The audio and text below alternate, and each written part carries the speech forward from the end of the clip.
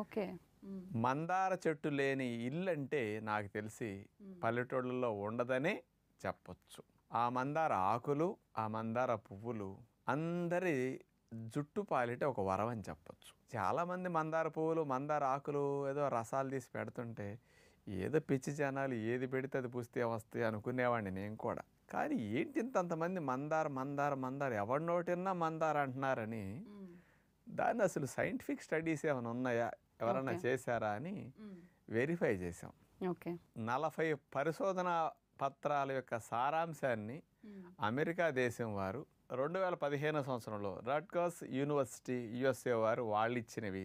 ఇంకొక స్పెషల్ది తెల్ల జుట్టు రాకుండా నలుపుగా ఎక్కువ రోజులు ఉండేటట్టు మందారాకులు చేస్తున్నాయని central leather research institute Chennai వారు 2003 సంవత్సరంలో పరిశోధన చేసి మందారాకుల మీద స్పెషల్గా ఇవ్వటం జరిగింది.